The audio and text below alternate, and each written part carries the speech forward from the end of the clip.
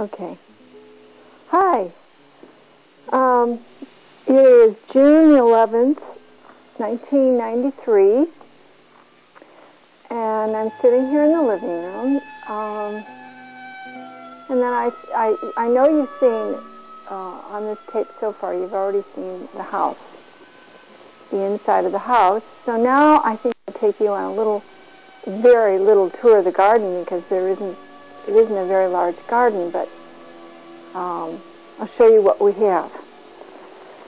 So, if you'll follow me.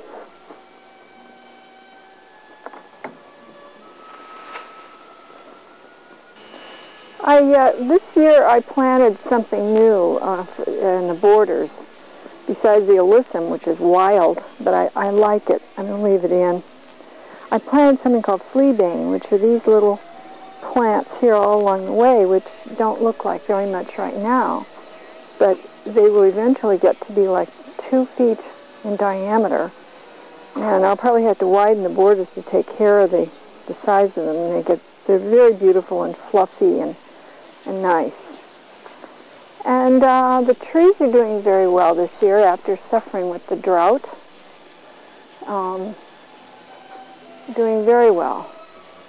We lost, again, the effects of the drought in a freeze 3 years ago when we were gone, wiped out the old jasmines that used to be on either side of the door, and the shrub on the very end, which matched the other side, which are called euonymus. That has been replaced. It'll take several years, I'm sure, many years before it gets up to the other one, but that's okay, because the japonica and the tabira, the pittosporum tabira, are doing very well, and they kind of fill it in, so it's okay. And this year I decided to have pots of flowers. And so I've got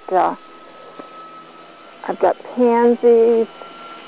Well, this is a grape ivy, which is doing real well outside, and pansies and petunias and begonias, and this is a forget-me-not that was a volunteer from several years ago, and lobelia, and alyssum. So it's this spring is one of the most wonderful springs we've ever had since I've been in California. The extra rain we had last winter was just wonderful for everything. So now we'll walk around the back, and I'll show you the back garden. Okay?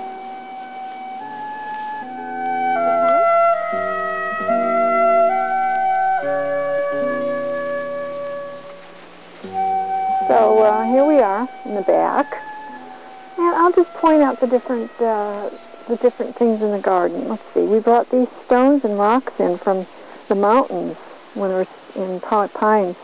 We would take rides into the wilderness areas and get rocks. I've got rocks all over the garden from there.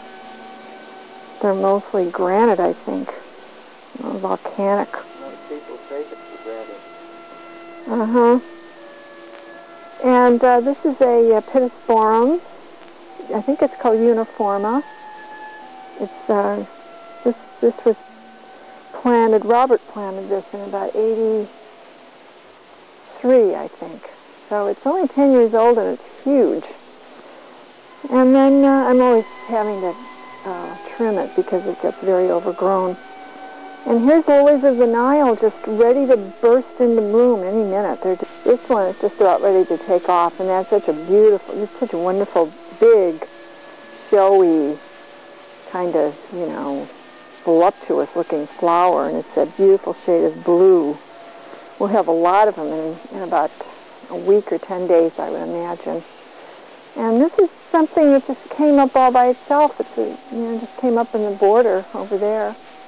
And I transplanted it over here, and I can't remember how many years ago that was. It really wasn't that many years ago, and now I just got through taking off a whole lot of the top, and I'm always trimming it because it just grows. It's so healthy and vigorous. And here's a few little impatiens here, and there's lots of ivy all over the garden.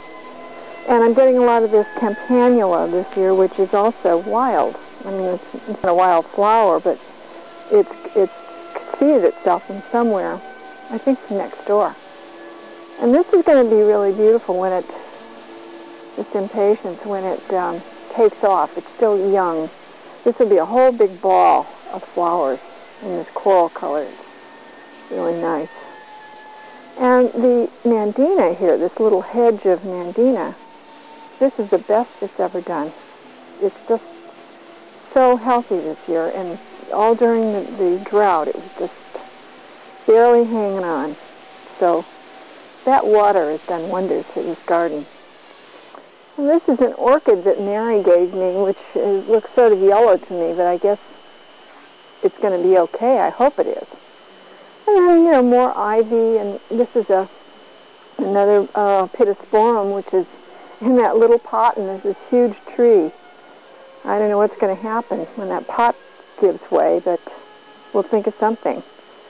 And, you know, more impatiens. I love the white impatiens. I wish I'd like to have a whole garden of white flowers someday. And here's a camellia. My parsley going crazy here, reseeding itself all over. More pittosporum. And this was, I thought was, these three shrubs, which were huge. They came way up over the fence at one time. Were so badly damaged by the freeze and the drought that the only thing I could think of to do was to cut them practically down to, well, I cut them down to here. And the wonderful rain last winter are coming back. Here's something I'm trying to propagate. In fact, it's off of that other volunteer I've mentioned. And I think it took. And there's more pittosporum. There's so much pittosporum all over this garden. It's a real common plant, or, you know, a genus, I guess you call it, in California. There's all kinds of different varieties of it. And it's all interesting, I think. I enjoy it. This is called Tabira. It's a dwarf variety, which I need to do something about. It needs bracing or tying up or something. And then some kind of pruning, too. Here is bamboo, which just came in this year off of that huge bamboo over there. That is, I've had it for years, and it's just almost every day I have to trim it because it's dying to grow all over the place. You know, I mean, they get these huge canes, you know, like 12 feet tall and 15 feet tall. About 15 feet, would you say, Bill? About 15 feet, yeah. Yeah. Well, there's some over here. No, 14 and a half, I think. Look at this one over here. Can you put the camera on that? The very top, coming way out of the top, those are bamboos. They're coming out of that ligustrum against the fence. And here's a bird bath, which I have to find some means of plugging this so I can put water in it for the birds. There's a hole. And here's this is cozy little area here for sitting. And more rocks. And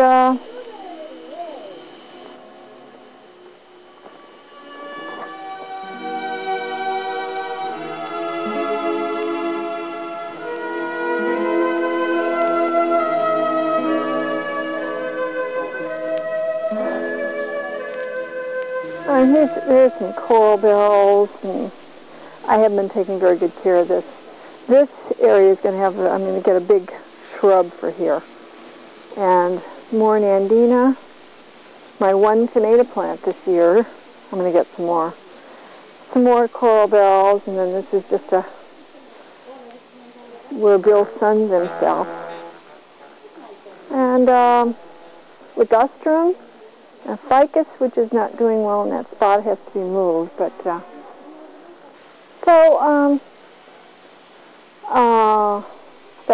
that's the garden. Thanks for coming along with me.